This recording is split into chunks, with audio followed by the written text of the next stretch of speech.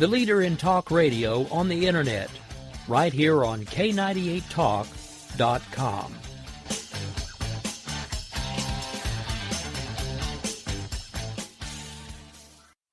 If you want to work until you keel over, have less of everything in retirement, or give back more of your hard-earned money to the stock market again, then just ignore me. But if you'd like to protect the money you save, receive a steady, predictable retirement income, and enjoy financial security for as long as you live, then listen to this. You can download a free report that reveals the wealth-building secrets Wall Street and the banks don't want you to know. You'll learn how you can get guaranteed growth, safety, and real prosperity without risking your money in the Wall Street casino, and how to get the money you need when you need it, simply by asking for it. This is the best way to have a 100% secure retirement and know your money will last as long as you do. To learn more about this method and to get your free report, go to 29security.com. That's the number 29security.com. 29security.com. Go to 29security.com.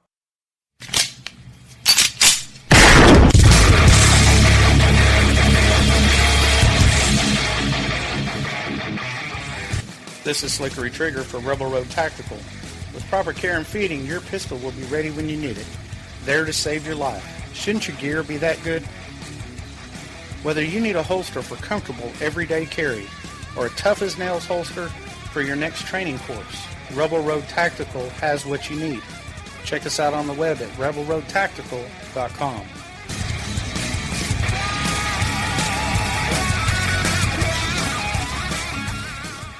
Tired of paying outrageous prices for Viagra? Well, we have great news for you. Now you can finally get Viagra at huge discounts. Healthy Man allows you to save up to $500 on Viagra. Why pay U.S. pharmacy prices of $15 per pill or more when you can get Viagra for less than $3 a pill? Call today and get 40 Viagra pills for only $99. This can cost as much as $600 at your local pharmacy. You can't afford not to call us. If you want Viagra at the lowest prices, never pay $15 a pill pharmacy prices again. Get Viagra for less than $3 a pill. Call 1-800-516-7602 today and save up to $500 and get 40 pills for just $99. Healthy Man is fast, easy, and affordable. Operators are waiting at 1-800-516-7602 to take your call right now. Call 1-800-516-7602. That's 1-800-516-7602. Again, 1-800-516-7602.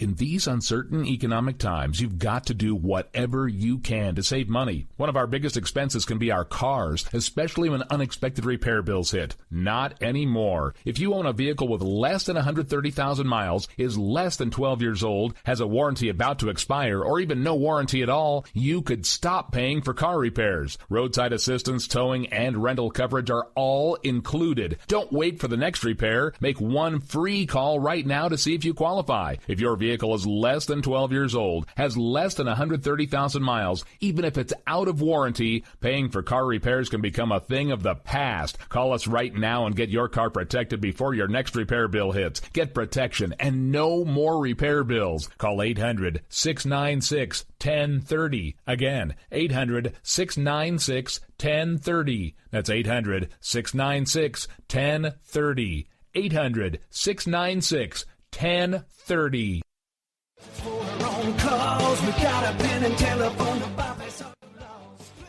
All right, folks, this is Rick Robinson with you. I want to tell you about some friends of mine from a company called Security Enforcement Specialists. When I ran my security agency for 12 years, I worked with one of these partners on a daily basis. He's been involved in this agency now, and with his other partner, they do have over 30 years of experience in the private security industry. If you own a business and you need someone to keep you or your customers or residents safe, then I highly recommend contacting Security Enforcement Specialists today. Give them a call at 405-703-1796. Again, that's 405-703-1796. Again, tell them Rick from K98 Talk sent you. Like I said, if you need the help, they are here for you. So make sure that you go look them up, check them out, and see what they can do. The wrong way. Welcome to the place.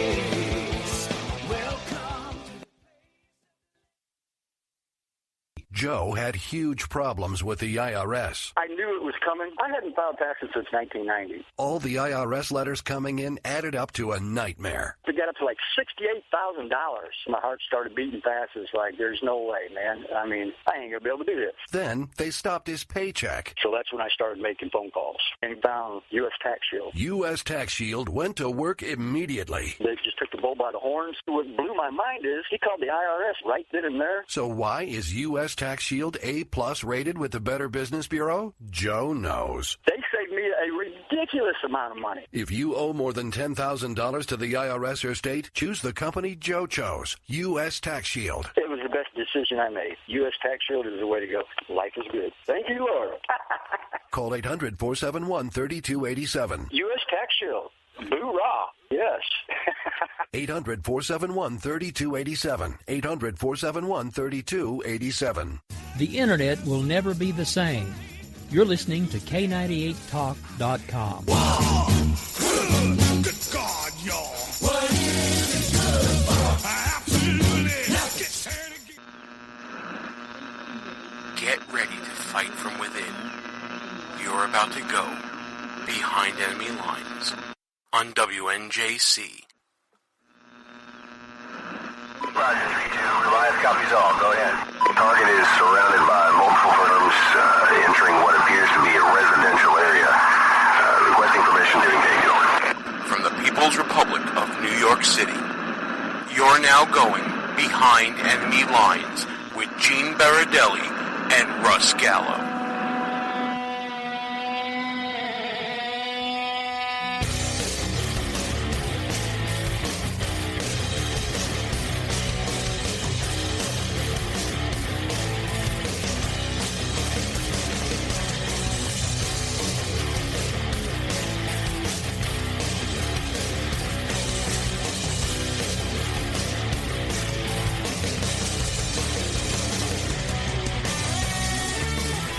And you are now behind enemy lines. Hey there, how you doing, America? Gene Baradelli here with you after a snowy weekend here in the People's Republic of New York City. Glad you can be with us today. We're going to be talking about not necessarily news, not necessarily current events. We're going to analyze what we've been seeing out of the 2016 election cycle. We've mentioned it on the show before.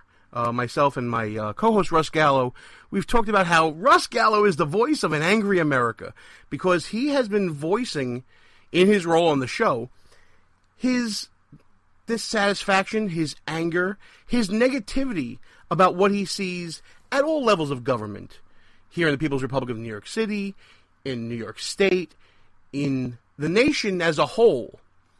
And we think here at Behind Enemy Lines that Russ is onto something.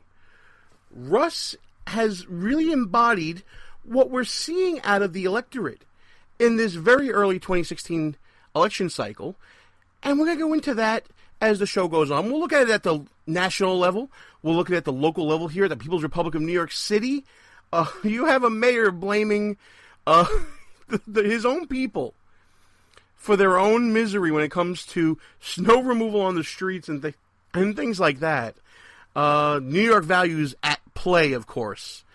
And then we're also going to be talking to Mona Salama, who is right now in Iowa on the ground, on the campaign trail in election 2016.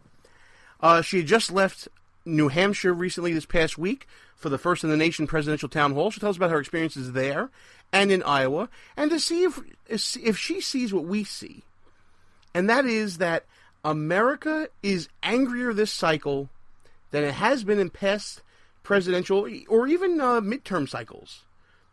So let's get into it right now, folks. Time to drop a little knowledge here behind enemy lines. And you know what? A lot of the news this week, and you see other media outlets saying this, is America angrier than it has been? Some places say yes, some places say no. I say let the evidence speak for itself.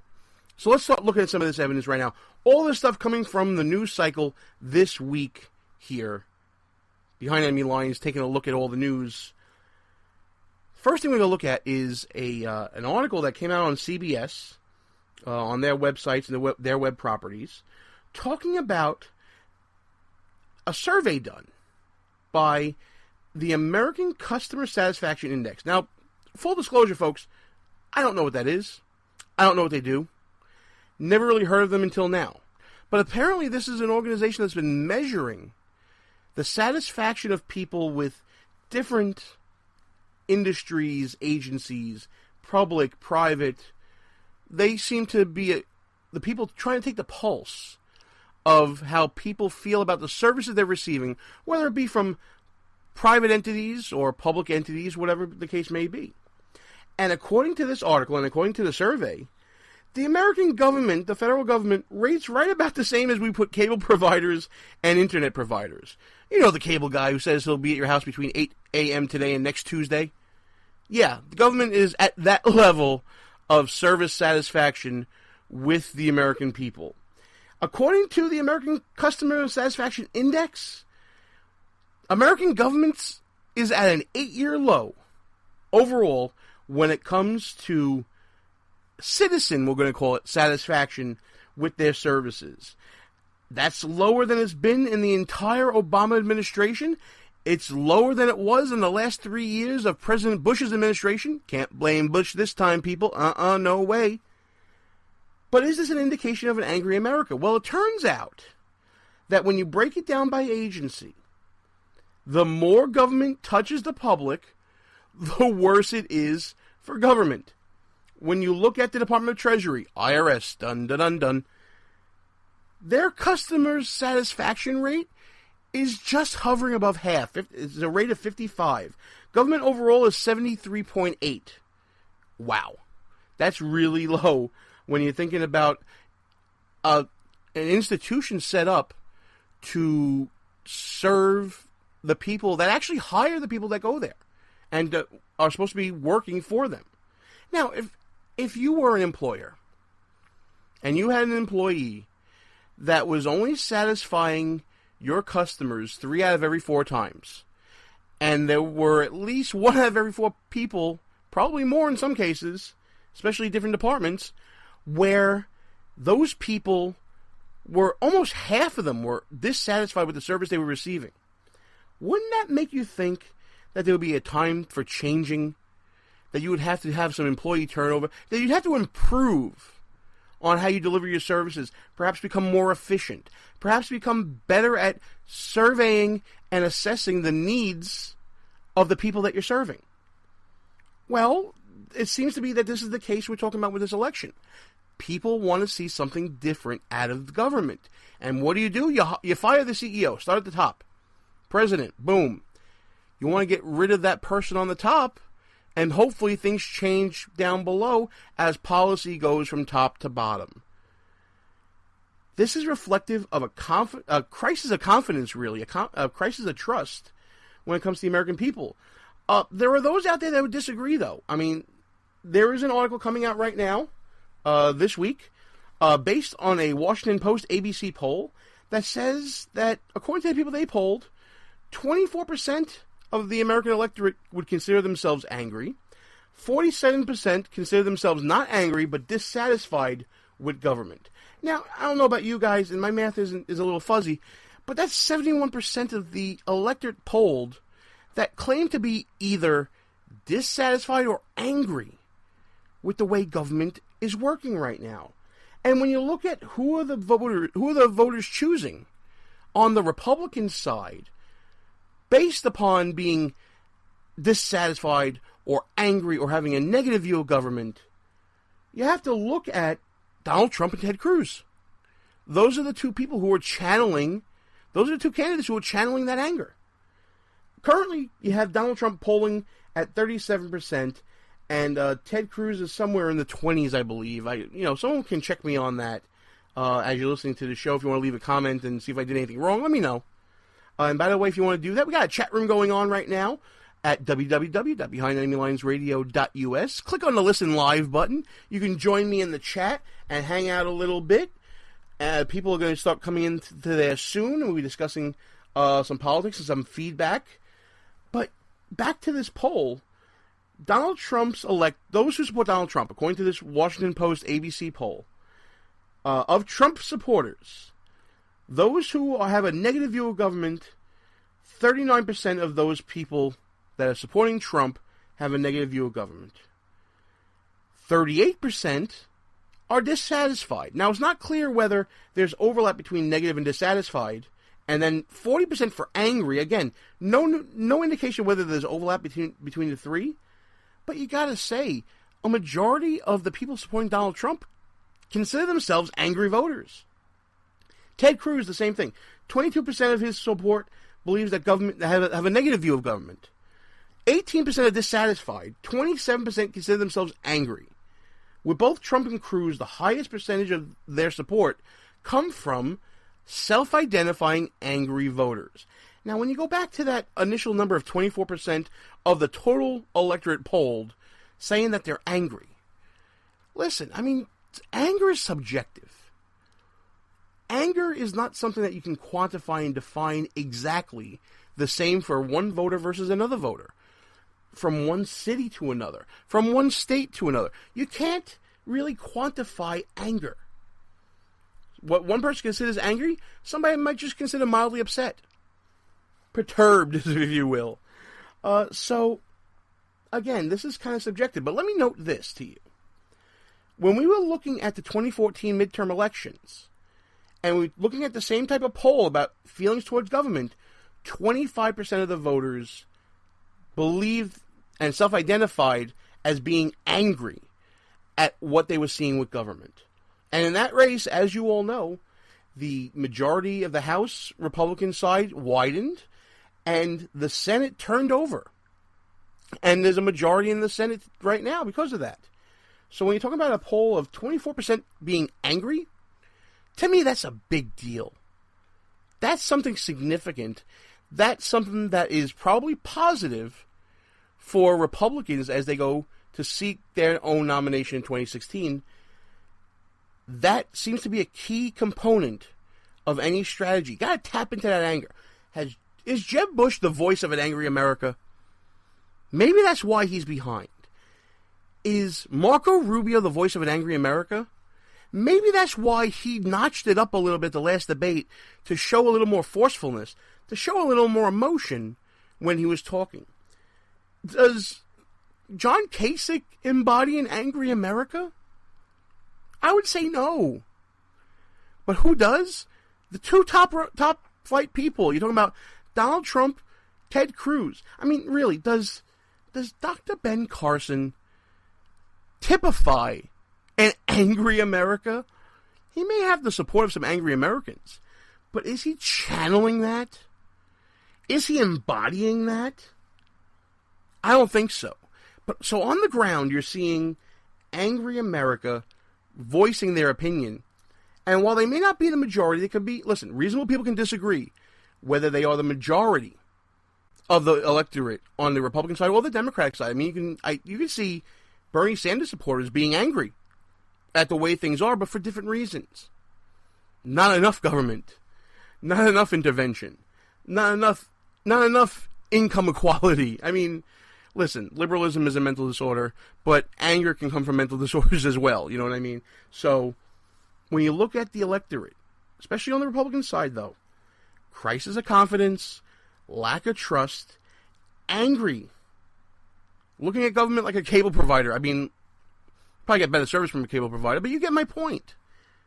There's an anger out there that's being tapped into, and that's why you're seeing candidates who are not part of government, who are setting themselves apart from government, who are setting themselves apart from the establishment, running this election cycle so far. But the crisis of confidence and the lack of trust that we're talking about doesn't end at the grassroots. You can see that at the top already as well. There's a crisis of confidence that is being compounded by corporate decision-making. And, you know, if you want to blame the 1% on this one, fine, that's your thing, whatever. But when you look at multinational companies and what they're doing to save themselves from what they see as a disadvantageous tax scheme and system, there's a crisis of confidence in government there as well. And of course what I'm talking about is the latest news of large companies, large American companies, that are choosing to leave America, going overseas, closing up shop here, taking jobs and their assets elsewhere, in order to take advantage of the benefits of other systems that are not American. Recently this week, we saw what happened with Johnson Controls. If you've been following this in the news, Johnson Controls is moving to Ireland. And for those of you who don't know who Johnson Controls is, they were bailed out by the federal government to the tune of hundreds of millions of dollars as part of the auto industry bailout that President Obama likes to tout as being so successful. They received hundreds of millions of dollars of tax breaks from various states, Michigan, Wisconsin, others. And now they're packing up shop and they're going to Ireland. As they say.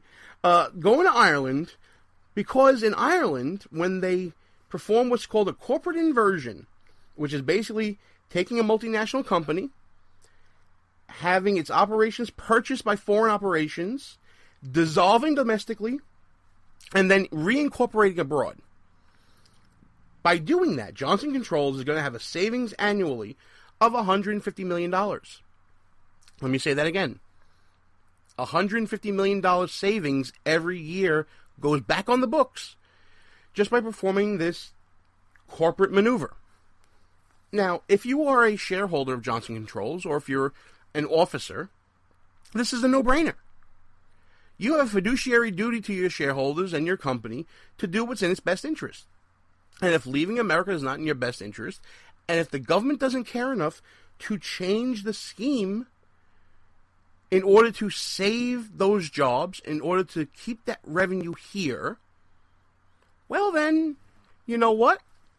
Sounds like America's losing out and losing out big time. We've seen this before, though.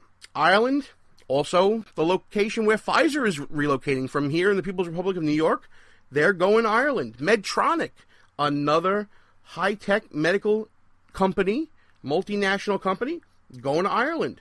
Coca-Cola's largest bottler, going to Great Britain. And all for the same reason. Even though they don't say so, they're not going to publicly say this. They're going to deny to the hilt that this is the reason why. But the tax code here in America is less advantageous than it is overseas. Again, it's a no-brainer, folks. I can't blame self-interested people operating in their self-interest. What I can blame is government failing to recognize this and adjusting and making changes accordingly. And the changes I'm talking about are fundamental changes to the tax code. Look, everyone wants to talk about changing the tax code to unburden Americans who are paying it right now. It's too confusing, it's too voluminous, all these things. But if we really want to talk about comprehensive tax reform, and again, I don't want your eyes rolling over on this with me, folks. This is kind of important stuff. We talked about the grassroots, bottom up, now we're talking top down. You got to be able to get the money back in America. The tax base is eroding. It's eroding quickly. Lots more companies are going to be doing this, and many have done it already, and it's already started to erode our tax base, which means when you start eroding the tax base, you have less money coming in. When you have less money coming in, guess what they're going to do? Start squeezing you more, either by giving you less services or more taxes.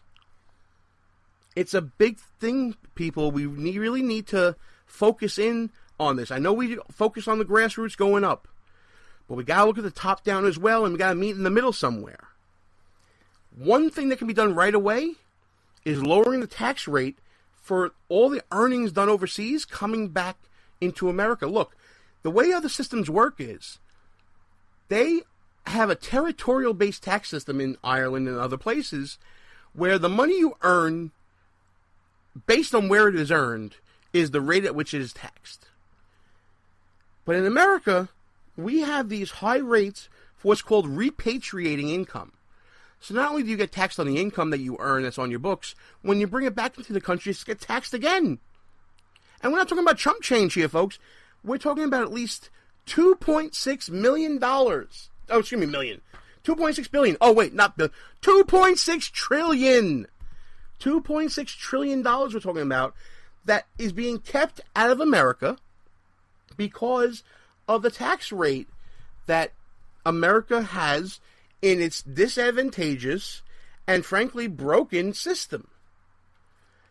I gotta tell you, folks, all you need to do is lower that rate enough, and you get an influx of income back into this nation, a reinvestment back into this nation, the likes of which you won't ever see again. $2.6 trillion. I can't even conceive of that amount of money, folks. It's that big. But, okay, enough about the numbers. I feel your eyes glazing over right now as we speak. I feel it happening. So what does all this mean for the 2016 election cycle? Well, I would say to you, others would disagree, but I would say to you that the 2016 election cycle thus far has been a reflection of this anger. You know, for every action, there's an equal and opposite reaction. That's what we're taught in science, right? Well, let's analyze what we have here. Angry electorate, people who have been basically brushed aside by government, who have been disenfranchised by government, who have been disadvantaged by government, who have been made poor by government, and who are they going to?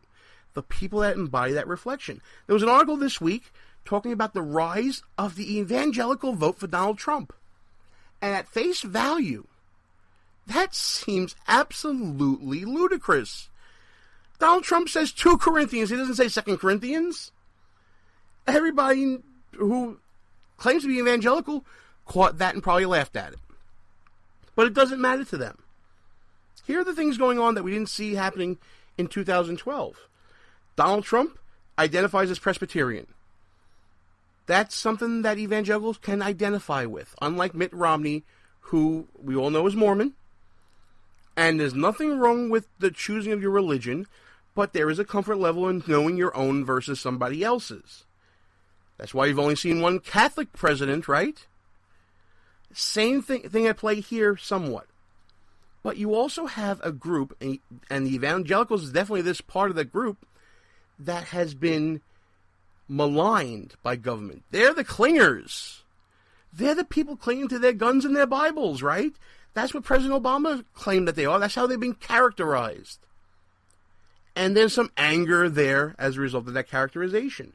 So who are they gravitating to? And we saw this at Value Voters Summit back in 2015 in the fall.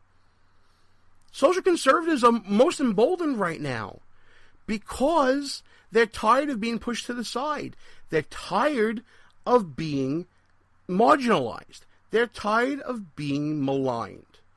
So you saw that with Kim Davis's fight against Kentucky and Matt Bevin awarding that when he became governor and changing the law there, a victory for evangelicals. We see that with the defund Planned Parenthood movement, and we'll get to that in my final thought a little later. And you're seeing that now with the anger that Donald Trump is putting out there and reflecting for them. Donald Trump stands up to the media. He stands up to what he thinks is PC. He stands up to the establishment. When you say those 3 things, who are the 3 enemies of the evangelical or the social conservative?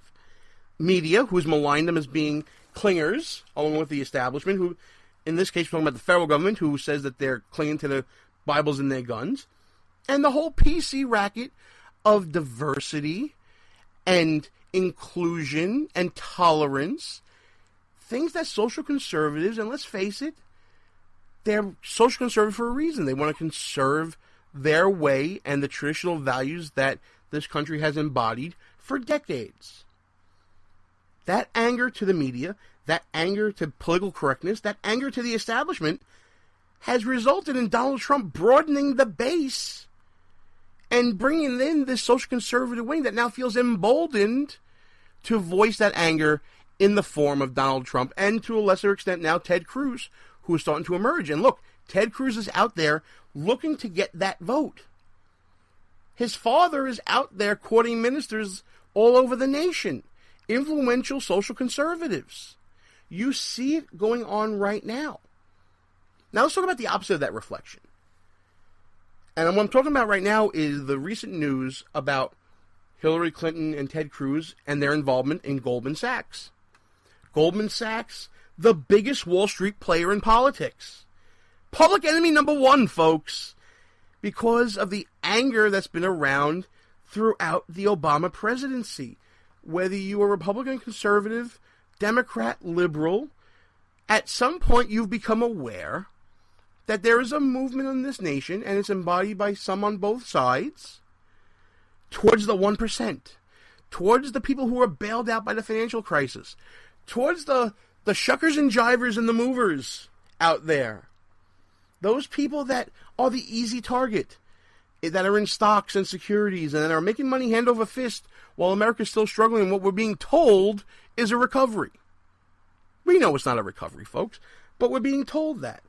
So when you hear in the news of Ted Cruz's $500,000 loan and his failure to disclose it when he ran for Senate, or about Hillary Clinton's speaking fees that Bernie Sanders loves to talk about, or Donald Trump talking about how Ted Cruz is in bed with Wall Street, again, this is tapping into an anger that the American people have. Left, right, center. It's there, and you can get caught up in it very easily, no matter what side you're on. Anger is driving this election. It drove the election in 2014. It's going to drive it again in 2016. That's why I'm so confident that we're going to have a Republican president by the time this year is out and we start looking towards 2017 and beyond. It's happening, folks.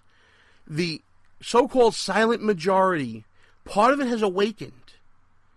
The part that feels maligned and marginalized, the grassroots, the evangelicals, your social conservatives, they're lining up with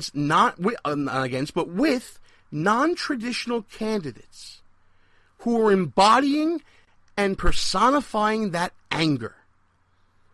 And they're doing it in numbers that we haven't seen in a long time. That's why, in my opinion, this election has been so skewed towards the year of the outsider.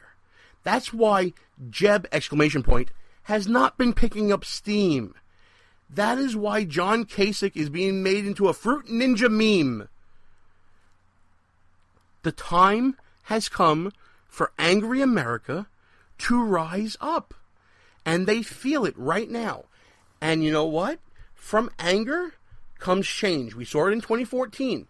And angry America got out to vote and changed the majority in the Senate. And angry America got out to vote and widened the majority in the House. And I think an angry America will come back to the polls and elect a Republican to the highest office in the land, the presidency of the United States. Folks, we're just about at halftime here on the show. Thanks for listening to Behind Enemy Lines. I'm Gene. Russ is working this week. And while I got you listening, come check us out at www.BehindEnemyLinesRadio.us. Check us out on the Facebooks and the Twitters at BEL_radio. And while I got you listening here on Spreaker Live, know that if you miss any part of the show, you can catch up with us on any one of our rebroadcasting outlets, including WNJC 1360 AM, Philadelphia's Renaissance Station, Rebooting Liberty Radio Network, Red State Talk Radio, High Plains Talk Radio, and Sackheads Media, and K98 Talk.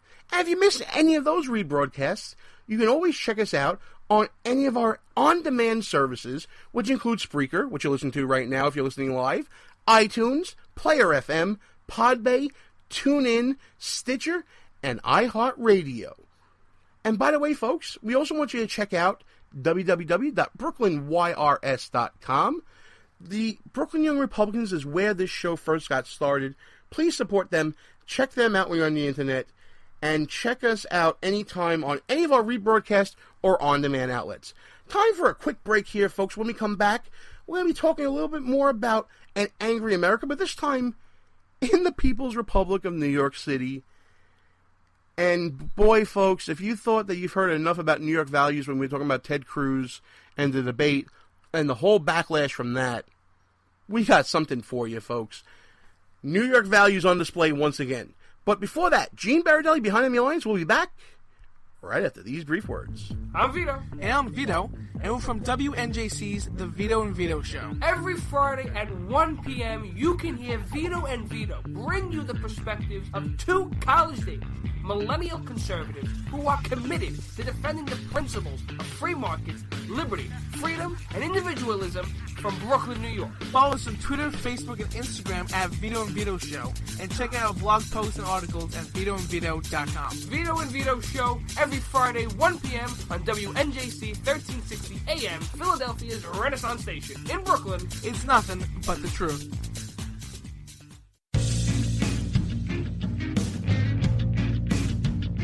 There's a movement in healthcare today.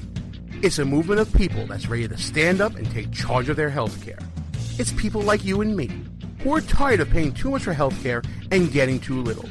People who are standing up for their values and letting their conscience make decisions based on timeless principles.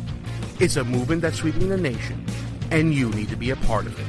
Liberty HealthShare is leading the movement of people who are looking for an alternative to traditional health insurance. Liberty HealthShare is a healthcare sharing organization of people who are sharing the cost of healthcare in an easy and efficient way. Choose your own doctor, your own hospital, and live out your values in healthcare. Join the movement. Together, we're changing healthcare for good. Go to www.joinlhs.com or call 800-722-8041.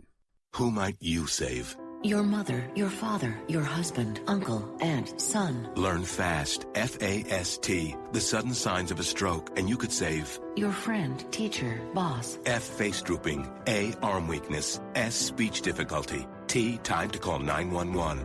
F-A-S-T. That's F, face drooping. A, arm weakness. S, speech difficulty. T, time to call 911. The sooner they get to the hospital, the sooner they'll get treatment. And that can make a remarkable difference in the recovery of your neighbor, the waiter, grandmother, grandfather. So learn FAST, the sudden signs of a stroke, then pass it on, because you never know who might save you. Your wife, your colleague. Spot a stroke fast. Visit strokeassociation.org. Brought to you by the American Stroke Association and the Ad Council. Behind Enemy Lines. Back on the air. Gene Baradelli, back behind enemy lines with you. And folks, we've been talking about the rising of the voice of the angry America. The people out there who are fed up with government, have a negative view of government, are dissatisfied with services, or are just plain flat out angry out there in the world. And what this means for the electorate in the 2016 race coming up for the president. But also, folks, what we need to talk about is how this affects people on a local level. Look, politics is local. I think everybody can agree with that. And with politics being local, if your local government is not serving you properly, then that's just going to add to the anger that you have with government in general. And being from the People's Republic of New York City, I thought I would relay to the nation, all you out there in radio land, the whole idea of what's going on in New York with this idea of New York values. We've seen it as a hashtag throughout the interwebs, on the Facebook and the Twitters, for about a week now, since Ted Cruz started talking about it and since Donald Trump took exception to it. Listen, I'm a born and bred New Yorker. New York is in my blood. But I understand what Ted Cruz is talking about when he's talking about an angry America. And when he's talking about New York values specifically. I understand that what he's talking about is the culture, the political culture that has pervaded through New York State and New York City for decades. We don't have a two-party system here. I would dare say that the elections in Iraq have more of a two-party system than they do in New York City. And that's not an exaggeration, folks. That's just truth, because there are parts of this city that are just so hugely outnumbered, Democrat to Republican, that it is really not a fair two-party system anymore. And once you have them hooked on entitlements and quote-unquote free stuff, you have an electorate that will keep on voting for you to keep the gravy train going. That's the story of the People's Republic of New York City. It's the story of a lot of places. Chicago, Detroit, Baltimore, San Francisco. You can talk about it in a lot of places. By the way, shout out to our San Francisco listeners. We see you out there. We see you coming behind enemy lines with us, and we appreciate you being with us. Here's a perfect example of the culture of New York values in government. I was talking about the big snowstorm we had here in the city, over 30 inches over by me, and I'm close to the Atlantic Ocean, closer than most. Snow drifts 4 and 5 feet high. I mean, it's piled up pretty high. My back is still killing me from all the snow I had to shovel to clear my sidewalk, clear my parking spot, clear my driveway. I'm in a little bit of pain right now, in case you can't tell. But not in as much pain as those New Yorkers who have received little to no city services for snow removal throughout this storm. There are still streets here, many days after the storm, folks, that still haven't been plowed, that still haven't been cleaned, still haven't been cleared. People who were snowed in. There was a story about a woman being snowed in her car over the weekend, and they just removed her very recently. But what does government do when you hear a cry for a need for services? Well, here in the People's Republic of New York City, our mayor blames the citizens. New York Post widely reported that our mayor, Warren Wilhelm, I always get that wrong. Bill de Blasio. He changed his name, folks, to become more palatable for the electorate. Just saying. Bill de Blasio is blaming residents for their snow removal issues and why they haven't been able to get out of their streets. Blaming them for clearing off their cars and pushing the snow back into the street, when it's clear that these streets have not been plowed once. Or if they were plowed once, it was early on, and another 20 inches of snow fell on the ground. Government resenting its citizens. How dare they ask for services that they pay for? That's New York values, folks. Another example of New York values. During the same snowstorm, it was also widely reported in the New York Post that the fire chief had the sanitation workers working in the area removes the snow from his house. So here I am shoveling snow like a sucker. Here are my neighbors helping me out and helping each other out like suckers. And this guy who's getting paid on the government dime, getting paid with our tax dollars, is using city services to clear his house. Well, isn't that nice? Wouldn't it be nice if we all had our own personal sanitation department to clear off our houses ourselves too? Abuse of power. New York values. Another example of New York values. Also widely reported, Daily Caller, other outlets, the Speaker of the City Council, Melissa Mark Viverito, who, by the way, is an ardent Hillary Clinton supporter and wants to campaign for her as a Latina for Hillary, wants to decriminalize many of the quality of life offenses that 20 years ago saved this city and turned crime around. The whole broken windows experience of Bill Bratton, and later carried on by Bernie Kerik and Ray Kelly, she wants to get rid of all that. And Bill Bratton, who's back in the city, is okay with some of these offenses going by the wayside, becoming civil offenses, like public urination. That's not going to be ticketed anymore. Well, I guess that is in line with New York values. I mean, there is a public masturbation booth now on 5th Avenue and 28th Street. I kid you not, folks. But here we are again. Bad behavior. Some small drug offenses are included in this, not just public urination. I just picked that as an example. Bad behavior condoned. New York values.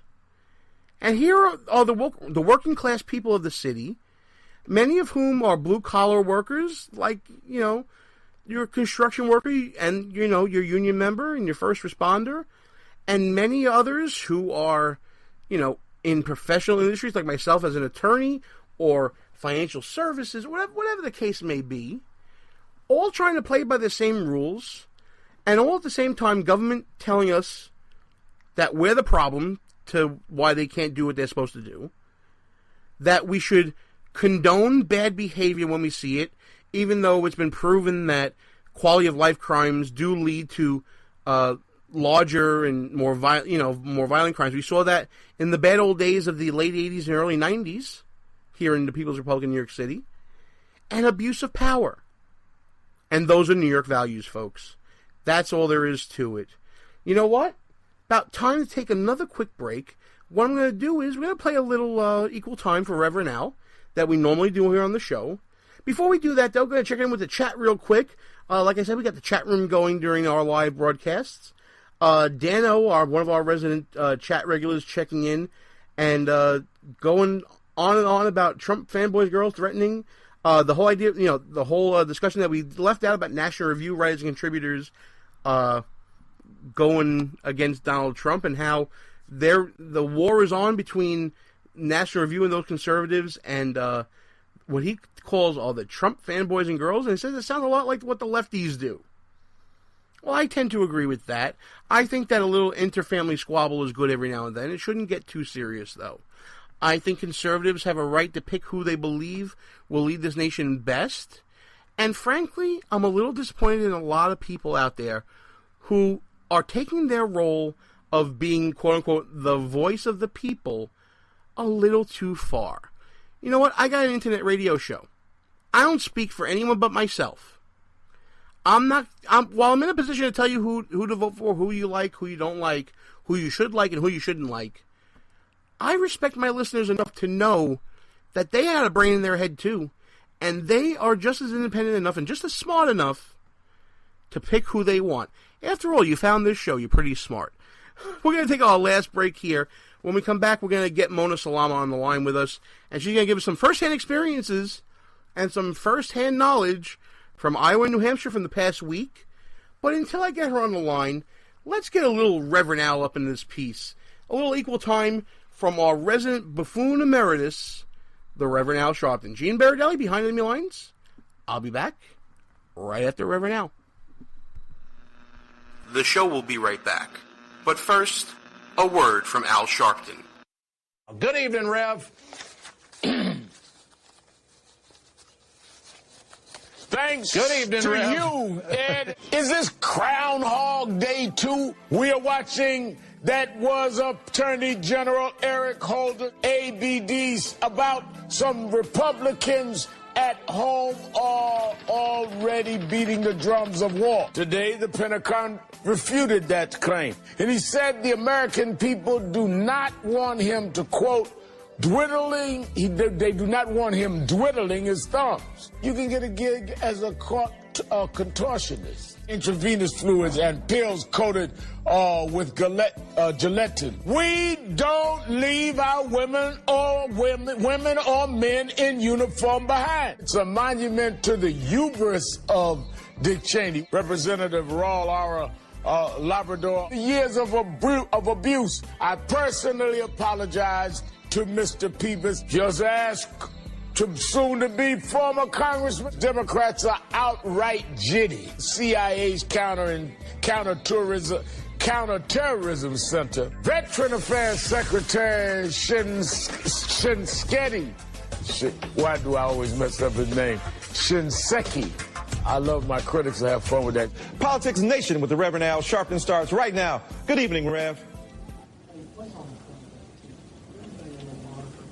Good evening, Dr. Dyson.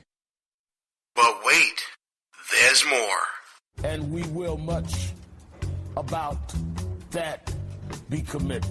So there's no real conflict. Michael Druniak,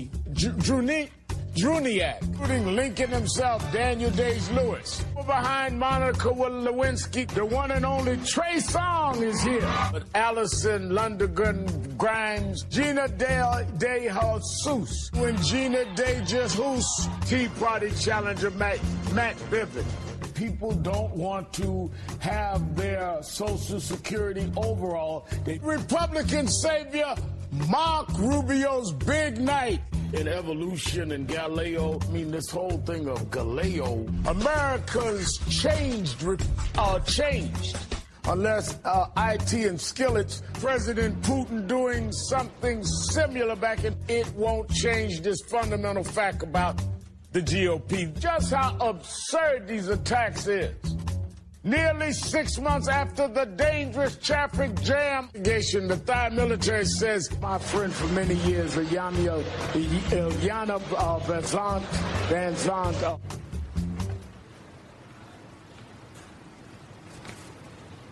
nothing there. And they gave this guy a TV show? Let's get back to our show. Gene Baradelli, back behind me lines, and on the line with me right now checking in. I think she just got off the plane in Iowa and will be there for a couple of days. Mona Salama from Politichicks. Mona, you there with us? Hey, what's going on, everybody?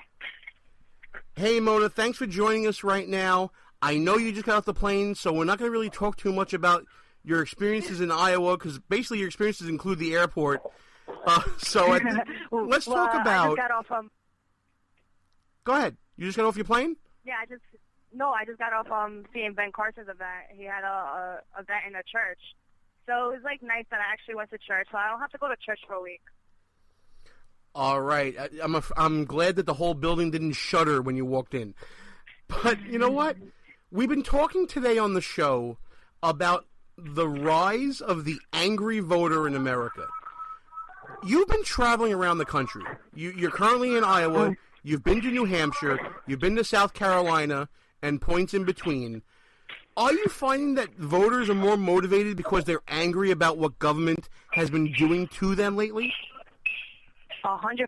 And, ever since Donald Trump has nailed it on getting in the race and nailed it, repeating everything of the American people, it's just motivated the American people to come out and be like, we're sick and tired of these politicians saying one thing and doing another. So I think it's time for a change.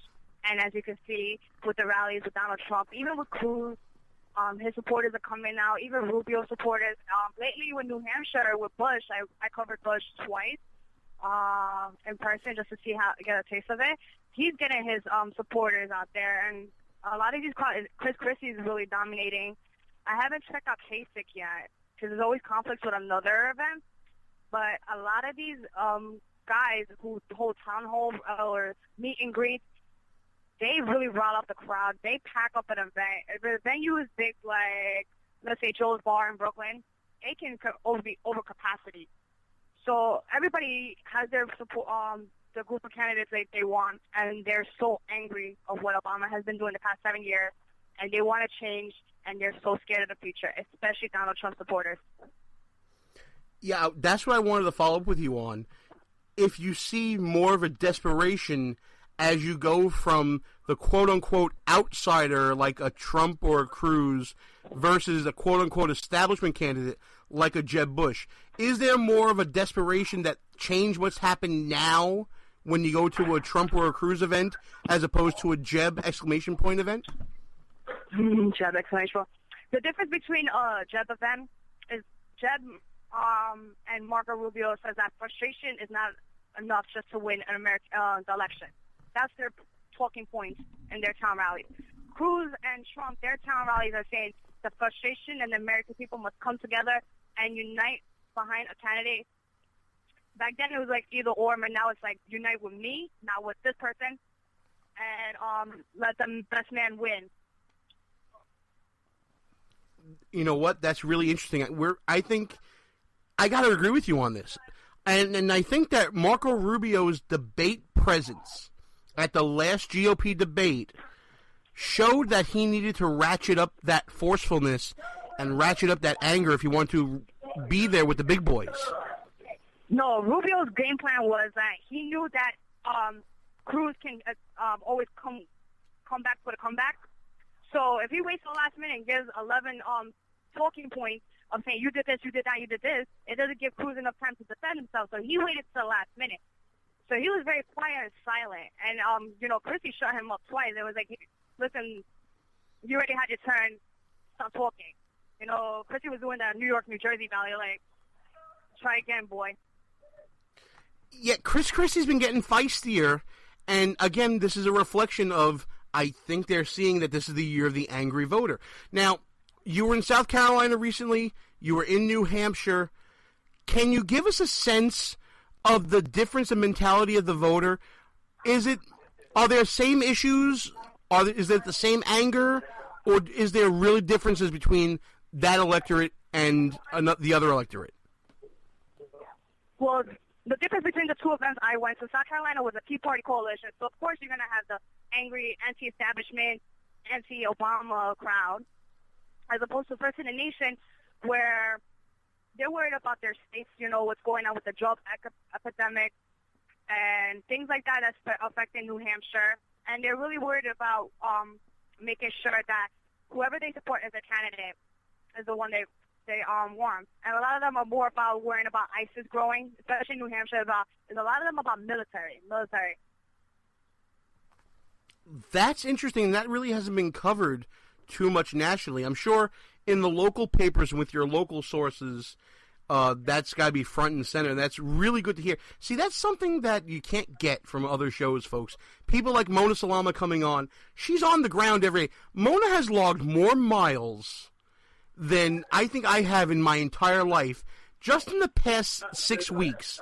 And Mona, give us an experience from the road. What is it like when the downtime comes, when you're coming off the adrenaline rush of covering an event, and you just got into something with like you had a great interview with Rand Paul's wife, and that was an amazing experience. Was it like coming down from that and then coming back to a place like the People's Republic of New York City? And then watching the Patriots lose, and when my sister is a Broncos fan. Oh, now you get it personally. See, the Patriots losing should not be that big of a deal. Ouch. I'm only kidding with you. I know you're a big Patriots fan. Go ahead. Yeah. It's really hard. Like, you have this, like, adrenaline running around, even if it's, like, 50 miles apart from one event to another, covering the event. And then you come back home in New York with 26 inches of snow, and where the hell is de Blasio? And he's holding town hall saying, like, the sanitation, the NYPD did a good job, giving out 25 tickets for snow splitters. Why is my street not plowed? Why is there a sanitation truck in front of my building still stuck? Oh, there is. Wow. I didn't even know that. Yeah. Uh-huh. So, but this goes back to the whole idea of an angry America, right? Local government is kind of going to feed that anger as well when Bill de Blasio's out there blaming residents in Queens for the reason why their street isn't getting plowed. Yeah, that's socialism for you. When it doesn't work their way, they're going to blame the people. Absolutely right. When government starts resenting their people, we got a problem with government. But that's just part of the New York values, in my opinion. I know you don't like that phrase. No, I don't.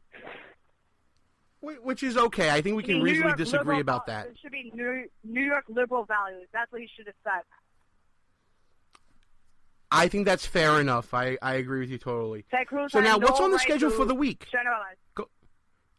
It's true. Okay, schedule for the week. Tomorrow, I think I'm going to do Carly. I'm going to do Ted Cruz. There's a pro-life rally with Rick Perry, Governor Rick Perry. That's the big one. I'm definitely covering that because I missed the one with Steve King and Governor Perry and another person from the family life. I forgot his name. I can never say his last name.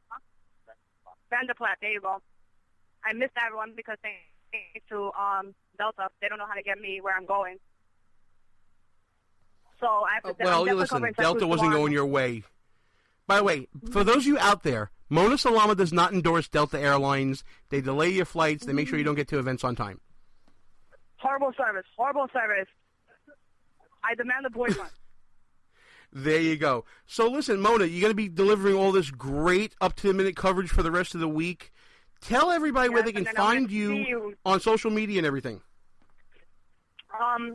I'm Became Professional, so it's my name, Mona Salama with an underscore. And you can find all my work at politics.com. The hardest working woman in politics today is Mona Salama. Check her out on Twitter at Mona Salama _. She's writing some great stuff for Politichicks. And one day, I'm going to get her to write something again for Behind Enemy Lines. But I feel guilty asking, because every time she's running around everywhere, I know she's doing what she has to do. One day, we'll get her to come back home. Mona, anything else you want to add about your experiences before we let you go?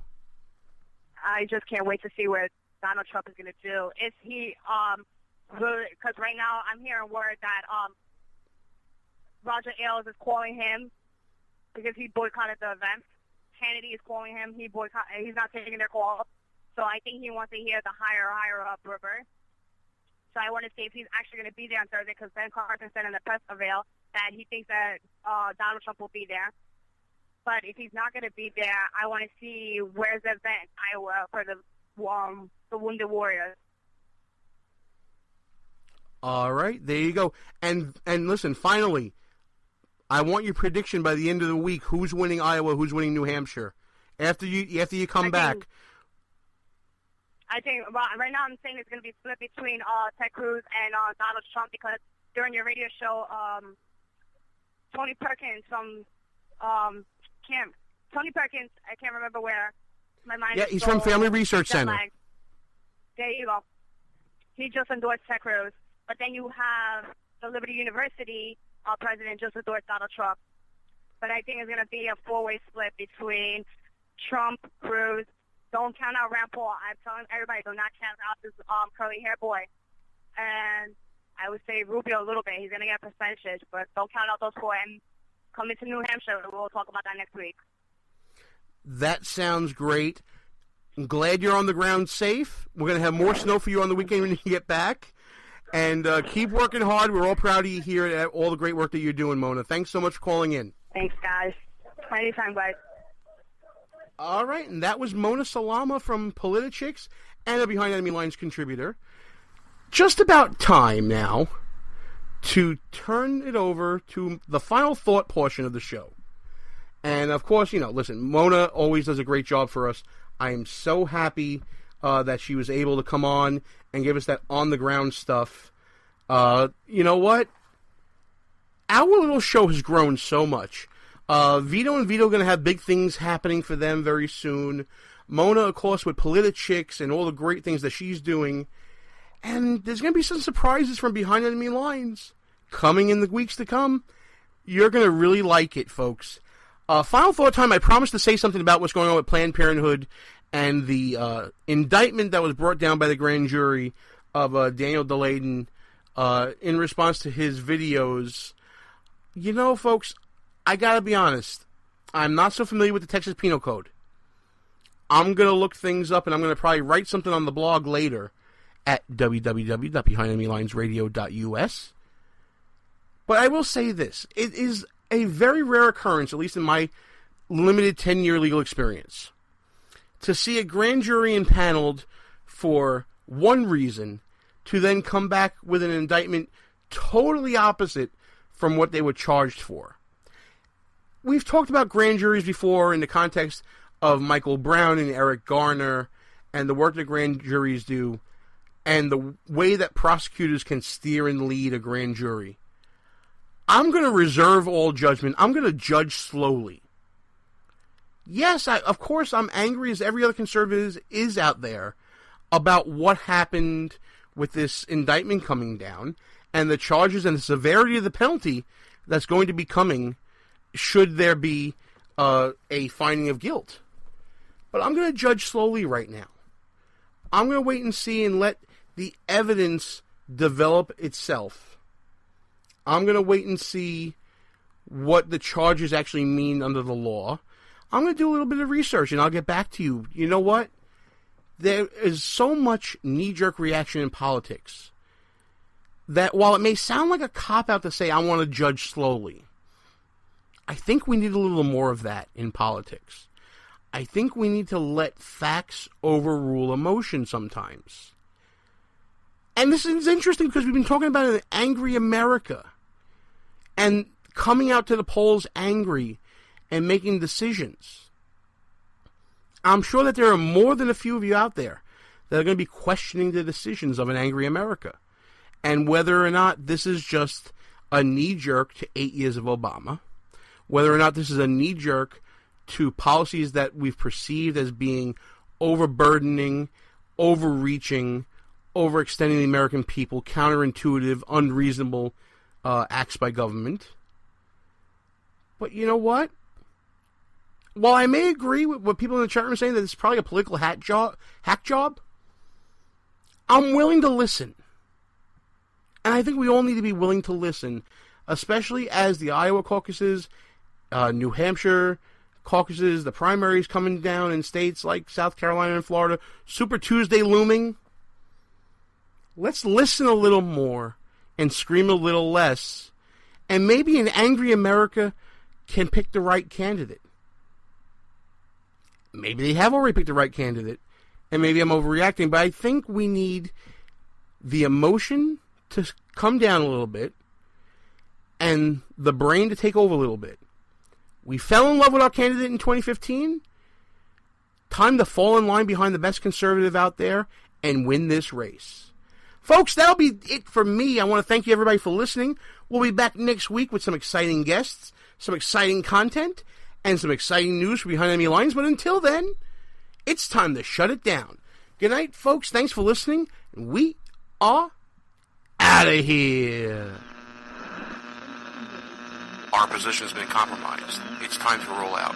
Report for debriefing at www.behindenemylinesradio.us and look for regular communications via Facebook and Twitter at BEL_radio. You are the resistance. Behind Enemy Lines. Part of the Conservative Commandos Radio Network. A rock radio production. Copyright 2015. Back in 7 days. Out.